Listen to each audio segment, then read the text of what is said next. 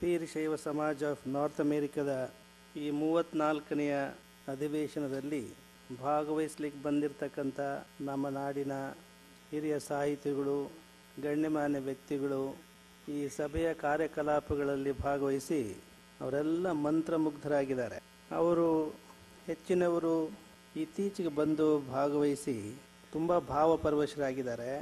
ಬಹಳ ವರ್ಷಗಳಿಂದ 3 ದಶಕಗಳಿಂದ ನೋಡಿದಂಥ ನಮಗೆ ಹಿಂದಿನ ದಿನಮಾನಗಳು ನೆನಪಾಗಿ ಒಂದು ರೀತಿಯ ಸಮಾಧಾನಕರವಾದಂಥ ಒಂದು ತೃಪ್ತಿಯ ಒಂದು ಭಾವ ನಮ್ಮ ಹೃದಯದಲ್ಲಿ ಮಿಡಿತಾ ಇದೆ. ಅದಕ್ಕೆ ಕಾರಣ ಇಷ್ಟೇ, ಹಿಂದಿನ ದಿನಮಾನಗಳನ್ನು ನೆನೆಸ್ಕೊಂಡ್ರೆ ಬಹಳ ಭಯಭೀತಿ ಉಂಟಾಗುತ್ತೆ.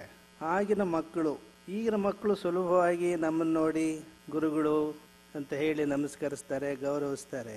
ಆದರೆ ಒಂದು 20-25 ವರ್ಷಗಳ ಹಿಂದೆ ಹೇಗಿದ್ರು ಈ ಮಕ್ಕಳು ಅಂದರೆ ಗಾಬರಿ ಆಗಿಬಿಡುತ್ತೆ ನಮಗೆ ಕೆಲವು ಘಟನೆಗಳು ನೆನೆಸ್ಕೊಂಡ್ಬಿಟ್ರೆ. ಒಮ್ಮೆ ಇಂಥದೇ ಒಂದು ಅಧಿವೇಶನದಲ್ಲಿ ಸುಮಾರು 20 ವರ್ಷಗಳ ಹಿಂದೆ ಅಂತ ಕಾಣುತ್ತೆ, ಮಕ್ಕಳಿಗೆ ಗುರುಗಳ ಪರಿಚಯ ಆಗಲಿ, ಗುರುಗಳು ಹೇಗಿರ್ತಾರೆ ಅವ್ರ ಜೊತೆ ಸಂವಾದ ಮಾಡಲಿ ಅಂತ ನಮ್ಮನ್ನು ಮಕ್ಕಳ ಜೊತೆಗೆ, ಚಿಕ್ಕ ಮಕ್ಕಳ ಜೊತೆಗೆ ಒಂದು ಹಾಲ್ನಲ್ಲಿ ನಮ್ಮನ್ನು ಕರ್ಕೊಂಡು ಹೋಗಿ ಪರಿಚಯ ಮಾಡಿಕೊಟ್ರು.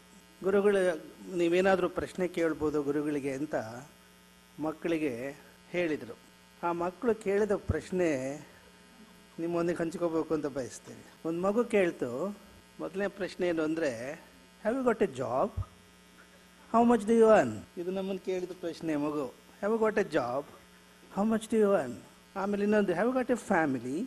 ಇನ್ನೊಂದು ಮಗು ಕೇಳುತ್ತೆ, does your wife miss you after you left the country? ಇಂಥವೆಲ್ಲ ಪ್ರಶ್ನೆಗಳು ಈಗ ಕೇಳಿ ಬರ್ತಾ ಇಲ್ಲ. ಇದರ ಹಿಂದೆ ವೀರಶೈವ ಸಮಾಜದ ಸಂಘಟನೆಯ ಒಂದು ಮಹತ್ವಪೂರ್ಣವಾದಂಥ ಸಾಧನೆ ಇದೆ ಇದರ ಹಿಂದೆ. ಅದಕ್ಕಾಗಿ ಈ ಸಂಸ್ಥೆಯ ಎಲ್ಲ ಪದಾಧಿಕಾರಿಗಳನ್ನು ತುಂಬ ಹೃದಯದಿಂದ ಅಭಿನಂದಿಸ್ಲಿಕ್ಕೆ ಬಯಸ್ತೇವೆ. ಇನ್ನೊಂದು ರೋಚಕವಾದ ನೆನಪು ಅಂದರೆ, ಒಮ್ಮೆ ಶಿಷ್ಯರೊಬ್ಬರ ಮನೆಯಲ್ಲಿ ಅವರು ದಾವಣಗೆರೆ ಕಡೆಯವರು, ಅವ್ರ ಹೆಸರು ಮರಿತಾ ಇದ್ದೀವಿ, ಅಟ್ಲಾಂಟಾದ ಸಮೀಪದಲ್ಲಿದ್ದರು. ನಮ್ಮ ಡಾಕ್ಟರ್ ಜಲಜ ಸಿದ್ದಪ್ಪನವ್ರಿಗೆ ಗೊತ್ತಿರ್ಬೋದು, ಅವ್ರಿಗೆ ಎಲ್ಲಿದ್ದರೋ ಗೊತ್ತಿಲ್ಲ. ಅವರ ಮನೆಯಲ್ಲಿ ಪೂಜೆ ಮುಗಿಸ್ಕೊಂಡು ಮಾರನೇ ದಿನ ಡಾಕ್ಟರ್ ಜಲಜ ಸಿದ್ದಪ್ಪನವ್ರ ಮನೆಯಲ್ಲಿ ಇದ್ದಾಗ ಹಿಂದಿನ ದಿನ ನೋಡಿದಂಥ ಮಗು, ಅಂಗಡಿನೂ ಅವ್ರು ಯಾರೋ ಮರಿತಾ ಇದ್ದೀವಿ, ಅವ್ರ ಮನೆಗೆ ಬಂದಾಗ ಆ ಮಗು, ಚಿಕ್ಕ ಮಗು ನಮ್ಮನ್ನು ನೋಡಿ ಆ ಮಗು ತಾಯಿ ಕೇಳುತ್ತೆ, mom tell me, is the Swamiji very poor? He was wearing the same set of clothes yesterday. Even today he is wearing the same clothes. Can't he afford another set of clothes? ಈ ಥರದ ಪ್ರಶ್ನೆಗಳು ತುಂಬ ನಮಗನ್ನಿಸ್ತು, ಆ ಮಗುವಿಗೆ ನಮ್ಮ ಬಗ್ಗೆ ಎಷ್ಟು ಕಾಳಜಿ ಇದೆ, ಕನ್ಸರ್ನ್ ಇದೆ ಅಂತ ಅನ್ನಿಸ್ತು. ಇಂತಹ ಅನೇಕ ಪ್ರಶ್ನೆಗಳ ಸುಳಿಯಲ್ಲಿ ಸಿಕ್ಕೊಂಡಂಥ ಮಕ್ಕಳಿಗೆ ಇವತ್ತು ಅವರ ಬಾಯಿಯಲ್ಲಿ ಬಸವಣ್ಣನ ಹೆಸರು ಕೇಳ್ತಾ ಇರತಕ್ಕಂಥದ್ದು, ಅಕ್ಕಮಹಾದೇವಿ ಹೆಸರನ್ನು ಕೇಳ್ತಕ್ಕಂಥದ್ದು ನಿಜವಾಗಿಯೂ ನಾವೆಲ್ಲ ಹೆಮ್ಮೆ ಪಡಬೇಕಾದಂಥ ಒಂದು ಸಂಗತಿ. ಆದರೆ ಇನ್ನೂ ಬಹಳಷ್ಟು ಸುಧಾರಣೆ ಆಗಬೇಕಾಗಿದೆ. ನಮ್ಮ ಕರ್ನಾಟಕದಲ್ಲಿ ಅಕ್ಕಮಹಾದೇವಿ ಪಾತ್ರ ವಹಿಸ್ತೇವರು ಅವರ ನಡಿಗೆ ಹೇಗಿರುತ್ತೆ, ನಿನ್ನೆ ಅಕ್ಕಮಹಾದೇವಿ ಪಾತ್ರ ವಹಿಸ್ತೆ ಅಂತ ಹುಡುಗಿ ನಡಿಗೆ ಹೇಗಿತ್ತು, ಬಹಳ ವಿಚಿತ್ರವಾಗಿ ಕಾಣಿಸುತ್ತಲ್ಲ ನಿಮಗೆ. ಅನಿವಾರ್ಯ ಅದು. ಈ ದೇಶದಲ್ಲಿ ಒಂದು ವಿಭಿನ್ನ ಸಂಸ್ಕೃತಿಯಲ್ಲಿ ಇದ್ದಂಥ ಮಕ್ಕಳ ಅನುಕರಣ ಸ್ವಭಾವ ಇದೆ ನಿಜ. ಆದರೆ ಆ ವಾತಾವರಣ ಕರ್ನಾಟಕದಲ್ಲಿ ಇರ್ತಕ್ಕಂಥ ವಾತಾವರಣ ಇಲ್ಲದೇ ಇರೋದ್ರಿಂದ, ಇಲ್ಲಿ ಇಲ್ಲದೇ ಇರತಕ್ಕಂಥ ಪರಿಸರದಲ್ಲಿ ಅಲ್ಲಿ ಅದನ್ನು ಒಗ್ಗೂಡಿಸ್ಕೊಳ್ಳೋದಿದೆಯಲ್ಲ, ಅದು ಬಹಳ ಕಷ್ಟದ ಕೆಲಸವೇ. ಅಂಥ ಪ್ರಯತ್ನವನ್ನು ಈ ಮಕ್ಕಳು ತಮ್ಮ ಶಕ್ತಿ ಮೀರಿ ಮಾಡಿದ್ದಾರೆ ಅಂತ ಅವರು ಎಷ್ಟು ಕೊಂಡಾಡಿದರೂ ಸಾಲದು ಅಂತ ನಮಗನ್ಸುತ್ತೆ. ಭಾಳ ಅದ್ಭುತವಾದಂಥ ಸಾಧನೆ ನಿನ್ನೆ ಮಾಡಿದಂಥ ಆ ನಾಟಕದ ಪ್ರದರ್ಶನ ಇರಲಿ, ಇಲ್ಲಿ ಯಾರು ಇದು ಮಾಡ್ತಾ ಇದ್ದಾರೆ ಈ ಕಾರ್ಯಕ್ರಮ ಅನ್ನೋದೇ ನಮಗೆ ಗೊತ್ತಾಗ್ತಿಲ್ಲಲ್ಲ. ನಮ್ಮ ದೇಶದ ಕಾರ್ಯಕ್ರಮಗಳಾಗಿಬಿಟ್ರೆ ನೀವು ನೋಡ್ತೀರಿ ಎಷ್ಟು ವೇದಿಕೆಯ ಮೇಲೆ ಗೊಂದಲ ಗೋಜಲಗಳು ಇರ್ತವೆ ಅಂತಂದರೆ ಅದ್ಯಾವುದೂ ಇಲ್ಲಿ ಕಾಣಿಸ್ತಾ ಇಲ್ಲ. ಇಲ್ಲಿ ಇದು ಯಾರಿದ್ದಾರೆ, ಈ ಕಾರ್ಯಕ್ರಮ ರೂಪಿಸಿರೋರು ಯಾರು, ಎಲ್ಲಿದ್ದಾರೆ ಅಂತ ಅನ್ನೋದು ಹುಡುಕಬೇಕೇನೋ ಇಲ್ಲಿ ಅಲ್ಲ.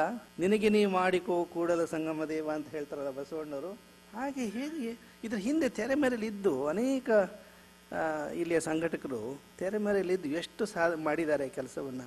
ಅದು ಬಸವಣ್ಣವರ ಶರಣರ ಒಂದು ಕಾರ್ಯ ಅನ್ನೋದ್ರೆ ನಿಜವಾದ ಒಂದು ದಾಸೋಹಂ ಭಾವದಿಂದ ಇಲ್ಲಿಯ ಸಂಘಟಕರು ಮಾಡಿದ್ದಾರೆ. ಅವ್ರನ್ನ ಕೊಂಡಾಡಿದ್ರು ಸಾಲದು ಅಂತ ನಾವು ಹೇಳಕ್ಕೆ ಇಷ್ಟಪಡ್ತೀವಿ. VSNA ಸುಮ್ಮನೆ ಹಾಗೆ ಕೂತ್ಕೊಂಡ ನಮಗೆ ಆ ಶಬ್ದ ಕಾಣಿಸ್ತಾ ಇದ್ದು. VSNA ಎಲ್ಲರಿಗೂ ಗೊತ್ತಿರೋ ಹಾಗೆ ಇದು ವೀರಶೈವ ಸಮಾಜ ಆಫ್ ನಾರ್ತ್ ಅಮೇರಿಕಾ ಗೊತ್ತಿರೋದೆ. ಆದರೆ ಸಾಮಾನ್ಯವಾಗಿ ಸಂಸ್ಕೃತದಲ್ಲಿ ಒಂದೊಂದು ಅಕ್ಷರಕ್ಕೂ ಒಂದೊಂದು ಅರ್ಥ ಹುಡುಕ್ತಕ್ಕಂಥದ್ದು ಒಂದು ಹವ್ಯಾಸ ಇರುತ್ತೆ, ಒಂದು ಪದ್ಧತಿ. ಹಾಗೆ ಸುಮ್ಮನೆ ಕೂತ್ಕೊಂಡು ಈ VSNAಗೆ ಏನಾದರೂ ಒಂದು ಹೊಸ ಅರ್ಥವನ್ನು ಅರ್ಥೈಸ್ಬೋದನ್ನು ಹೇಗೋ ಅಂತ ಚಿಂತನೆ ಮಾಡ್ತಾ ಇದ್ದಾಗ ನಮಗನ್ಸಿದ್ದು VSNA ಒಂದೊಂದು ಅಕ್ಷರಕ್ಕೂ ಒಂದು ಹೊಸ ಅರ್ಥ ಹೀಗೆ ಕಂಡುಕೊಳ್ಬೋದೇನೋ ಅಂತ ಅನಿಸ್ತು. ವಿ ಅಂದರೆ ವಿವೇಕ, ಎಸ್ ಅಂದರೆ ಸಹನೆ, ಎನ್ ಅಂದರೆ ನೆನಹು, ಎ ಅಂದರೆ ಆನಂದ. ವಿವೇಕ, ಸಹನೆ, ನೆನಹು ಮತ್ತು ಆನಂದ ಈ ಸಂಘಟನೆಯಲ್ಲಿ ಉಂಟಾಗಲಿ ಅಂತ ನಾವು ಹಾರೈಸ್ತಕ್ಕಂಥದ್ದು. ನಮ್ಮ ಧರ್ಮದ, ನಮ್ಮ ಆಚಾರದ ವಿವೇಕ, ಇಲ್ಲಿಯ ಸಮಸ್ಯೆಗಳು ಎದುರಾದಾಗ ಬೇಕಾದಂಥ ಸಹನೆ ಮತ್ತು ತಾಳ್ಮೆ, ನಮ್ಮ ಪರಂಪರೆಯ ನೆನಹು, ದೇವರ ನೆನಹು ನಿಮ್ಮ ಬದುಕಿಗೆ ಆನಂದಮಯವಾಗಿರಲಿಕ್ಕೆ ಅದು ನೆರವಾಗುತ್ತೆ ಅಂತ ಈ ಸಂದರ್ಭದಲ್ಲಿ ಹಾರೈಸ್ಲಿಕ್ಕೆ ಬಯಸ್ತೇವೆ. ಇನ್ನು ಇದರ ಹಿಂದೆ ಬಹಳ ಜನ ಹಿರಿಯರು ಈ ಸಂಘಟನೆಯನ್ನು ಕಟ್ಟುವಲ್ಲಿ ಅವರ ಪಾತ್ರ ಇದೆ. ಅವರಲ್ಲಿ ಕೆಲವರು ಈಗಾಗಲೇ ಕಣ್ಮರೆಯಾಗಿದ್ದಾರೆ. ಹಿಂದೆ ಸಕ್ರಿಯವಾಗಿ ಈ ಸಂಘಟನೆಯನ್ನು ಬೆಳೆಸುವಲ್ಲಿ ಅವರು ಬಹಳವಾಗಿ ಅದರಲ್ಲಿ ತಮ್ಮನ್ನು ತಾವು ತೊಡಸ್ಕೊಂಡಿದ್ದರು. ಅಂಥವರಲ್ಲೊಬ್ಬರು ಈ ಸಂದರ್ಭದಲ್ಲಿ ನಮಗೆ ನೆನಪಾಗ್ತಕ್ಕಂಥದ್ದು ಅಂದರೆ Shrimati Vimala ಚನ್ನಬಸಪ್ಪನವರು. ವಾಷಿಂಗ್ಟನ್ನಲ್ಲಿದ್ದರು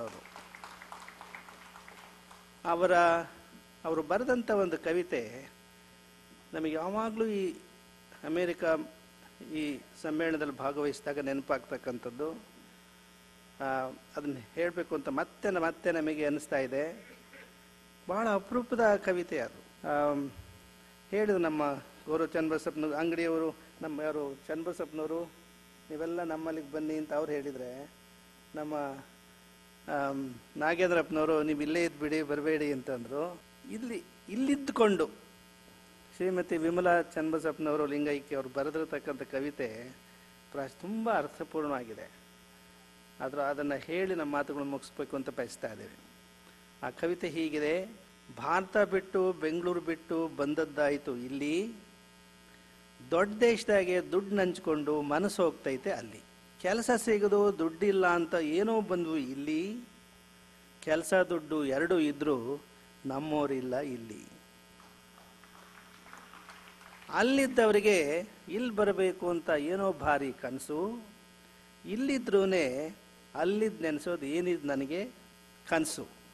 ice cream cake chocolate ಬೇಕು ಮೈಸೂರು ಮಕ್ಕಳಿಗೆ ಅಲ್ಲಿ, ಇಡ್ಲಿ ದೋಸೆ ಬೋಂಡ ನೆನೆಸಿ ಬಾಯಲ್ಲಿ ನೀರು ಇಲ್ಲಿ.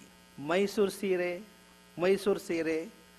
ಮೈಸೂರು ಮಲ್ಲಿಗೆ ರೇಷ್ಮೆ ಸೀರೆ ಇಲ್ಲಿದ್ದು ನನಗೆ ಕನಸು, ಮೈಸೂರಿನಲ್ಲೇ ಇರೋ ಹುಡುಗಿಗೆ ಪ್ಯಾಂಟು ಸ್ಕರ್ಟಿನ ದಿರ್ಸು. ಮಕ್ಕಳಿಗೆ ಕನ್ನಡ ಕಲಿಸ್ಬೇಕು ಅಂತ ನಮಗೊದ್ದಾಟ ಇಲ್ಲಿ, ಹುಟ್ಟೋಕೆ ಮೊದಲೇ ಕಾನ್ವೆಂಟಿಗೆ ಹಾಕಿ ಇಂಗ್ಲೀಷ್ ಕಲಿಸೋದು ಅಲ್ಲಿ. ಅಲ್ಲಿ ಇಲ್ಲಿ ಎಲ್ಲೇ ಆಗಲಿ ನಮ್ಮ ತಾಯಿ ಭಾಷೆ ನವಿರು, ಕೇಳೋ ಕಾಸೆ ಓದೋ ಕಾಸೆ ಕನ್ನಡವೇ ನನ್ನ ತವರು. ಪ್ರಾಯಶಃ ಈ ಮಧುರ ಭಾವನೆಗಳು ಕನ್ನಡ ನಾಡಿನಲ್ಲಿರ್ತಕ್ಕಂಥವರಿಗಿಂತ ಹೆಚ್ಚಾಗಿ ಪಾಶ್ಚಾತ್ಯ ರಾಷ್ಟ್ರಗಳಲ್ಲಿ ಇಲ್ಲಿ ನೆನೆಸಿರ್ತಕ್ಕಂಥ ನಿಮ್ಮ ಹೃದಯದಲ್ಲಿ ಆ ಮಧುರ ಭಾವನೆಗಳು ಹೆಚ್ಚು ಮಡುಗಟ್ಟಿವೆ ಅಂತ ನಮಗನ್ಸುತ್ತೆ. ಈ ಜಗತ್ತು ಬಹಳ ಹತ್ತಿರಕ್ಕೆ ಬರ್ತಾ ಇದೆ. ಅಮೇರಿಕ ಏನು ಬಹಳ ದೂರದ ದೇಶ ಅಲ್ಲ. ಇವತ್ತು ಬೆಳಿಗ್ಗೆ ಬೆಂಗಳೂರಿನಲ್ಲಿ ಉಪಹಾರ ಮಾಡಿ ಮಧ್ಯಾಹ್ನ ಲಂಡನ್ನಲ್ಲಿ ಮಧ್ಯಾಹ್ನ ಲಂಚ್ ಮಾಡಿಕೊಂಡು ಸಂಜೆ ಊಟದ ಹೊತ್ತಿಗೆ ಇಲ್ಲಿಗೆ ಬಂದುಬಿಡ್ಬೋದಲ್ವೇ? ಏನೂ ಕಷ್ಟ ಅಲ್ಲ. ಇಲ್ಲಿ ಈ ದೇಶದಲ್ಲಿ ಇದ್ಕೊಂಡು ಒಬ್ಬರು ಮಠದ ಗುರುಗಳವರು ಮಾಡಬೇಕಾದಂಥ, ಧರ್ಮಗುರುಗಳು ಮಾಡಬೇಕಾದಂಥ ಕಾರ್ಯವನ್ನು ನೀವು ಗೃಹಸ್ಥರಾಗಿ ಇಲ್ಲಿ ಮಾಡ್ತಾ ಇರ್ತಕ್ಕಂಥ ನೋಡಿದರೆ ಭಾಳ ಹೆಮ್ಮೆ ಅಂತ ಅನಿಸುತ್ತೆ. ಬಸವಣ್ಣನವರ ವಚನ ನೆನಪಾಗುತ್ತೆ ನಮಗೆ, ಭಕ್ತರ ಮನೆಗಳೆಲ್ಲ ಮಠಂಗಳಯ್ಯ ಅಂತ. ಭಕ್ತರ ಮನೆಗಳೇ ಮಠ ಇದ್ದ ಹಾಗೆ ಅಂತ. ಪ್ರಾಯಶಃ ಇವತ್ತಿನ ಅಧಿವೇಶನ ನಾವು ಬರದಿದ್ರೂ ಕೂಡ ಈ ಸಮಾರಂಭ ಇಷ್ಟೇ ಯಶಸ್ವಿಯಾಗಿ ನಡೀತಾ ಇತ್ತು ಅಂತ ನಮಗನ್ಸುತ್ತೆ. ಅಷ್ಟು ನೀವು ಬಸವಾದಿ ಶಿವಶರಣರ ತತ್ವಗಳನ್ನು ಗ್ರಹಿಸಿ ಆಧುನಿಕ ದಿನಮಾನಗಳಿಗೆ ಅನುಗುಣವಾಗಿ ನೀವು ಅದನ್ನು ಪ್ರಚಾರವನ್ನು ಕೈಗೊಂಡಿದ್ದೀರಿ. ಮುಂದಿನ ದಿನಮಾನಗಳಲ್ಲಿ ನಿಮ್ಮ ಪೀಳಿಗೆ ಏನಿದೆ, ಯುವ ಪೀಳಿಗೆ ಏನಿದೆ, ಇದನ್ನು ಒಪ್ಕೊಳ್ಳೇಬೇಕು. ಅಮೇರಿಕವೂ ಸಹ ಭಾರತದ ಒಂದು ಅವಿಭಾಜ್ಯ ಅಂಗ ಅಂತನ್ನೋದನ್ನು ನಾವು ಒಪ್ಕೊಳ್ಬೇಕಾಗತ್ತೆ. ಯಾಕೆಂದರೆ ಇಲ್ಲಿ ನಮ್ಮಲ್ಲಿಂದ ಬಂದಂಥ ನೀವು ಈ ದೇಶದಲ್ಲಿ ನೆಲೆಸ್ತಕ್ಕಂಥದ್ದು ಅದು ಅನಿವಾರ್ಯ ಆಗಿದೆ. ಹೀಗಾಗಿ ಕರ್ನಾಟಕದಲ್ಲಿ ಶರಣ ಸಂಪ್ರದಾಯದ ಒಂದು ಭೂಪಟ ಚಿತ್ರ ಒಂದು ಮಾಡಿದರೆ ಇದುವರೆಗೆ ಕರ್ನಾಟಕ, ಆಂಧ್ರ ಪ್ರದೇಶ, ಮಹಾರಾಷ್ಟ್ರ, ತಮಿಳುನಾಡು ಇವೆಲ್ಲ ಭಾಷಾವಾರು ಪ್ರಾಂತ್ಯಗಳಾದ ಮೇಲೆ ಬಂದಂಥ ಭೂಪಟಗಳು. ಆದರೆ ಹಿಂದೆ 12ನೇ ಶತಮಾನಕ್ಕೆ ಹೋದರೆ ಅಲ್ಲಿ ತಮಿಳುನಾಡು ಈ ರೀತಿಯ ಭೂಪಟ ಇರಲಿಲ್ಲ.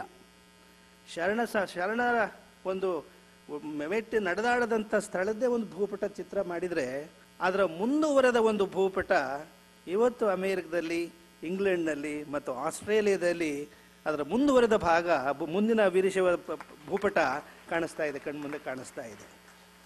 ಇಲ್ಲಿ ಬೆಳೆದಂಥ ಮಕ್ಕಳು, ಬೆಳೀತಾ ಇರತಕ್ಕಂಥ ಮಕ್ಕಳು ಮುಂದೆ ವಿಜ್ಞಾನ ಬೆಳೆದ ಹಾಗೆ ಚಂದ್ರಲೋಕದಲ್ಲಿ ಏನಾದರೂ ಅಲ್ಲಿ ಮನುಷ್ಯ ನೆಲೆಯೂರಂಥದ್ದಾದರೆ ಅಲ್ಲಿ ಮೊಟ್ಟ ಮೊದಲನೆಯ ವೀರಶೈವ ಸಮಾಜ ಆಫ್ ಮೂನ್ ಅಲ್ಲಿ ಉಂಟಾಗೋ ಹಾಗೆ, ಅಲ್ಲಿ ಬಸವಣ್ಣವರ ತತ್ವಗಳ ಒಂದು ಪ್ರಚಾರ ಮಾಡೋ ಹಾಗೆ ಅಂಥ ಶಕ್ತಿಯನ್ನು ಇಲ್ಲಿಯ ಮಕ್ಕಳಿಗೆ ಬಸವಾದಿ ಪ್ರಮಥರು ಅನುಗ್ರಹಿಸಲಿ ಅಂತ ಆಶಿಸಿ ಇದನ್ನು ಭಾಳ ಯಶಸ್ವಿಯಾಗಿ ನಡೆಸಿಕೊಟ್ಟಿರ್ತಕ್ಕಂಥ ಇಲ್ಲಿಯ ಪದಾಧಿಕಾರಿಗಳಾದಂಥ ಅಧ್ಯಕ್ಷರಾದಂಥ ಸೋಮಶೇಖರ ಪಾಳೆಗಾರವರು ಮತ್ತು ವಿಜಯ ಕೊಟ್ರಪ್ಪನವರು, ಬಸವರಾಜರವರು ಮತ್ತಿತರ ಎಲ್ಲ ಪದಾಧಿಕಾರಿಗಳನ್ನು ಅವರು ಭಾಳ ಶ್ರದ್ಧೆಯಿಂದ, ನಿಷ್ಠೆಯಿಂದ, ಕಾಯೇನ ವಚಸ ಮನಸ ಈ ಒಂದು ಕಾರ್ಯವನ್ನು ಯಶಸ್ವಿಯಾಗಿ ಅವರು ನೆರವೇರಿಸಿದ್ದಾರೆ.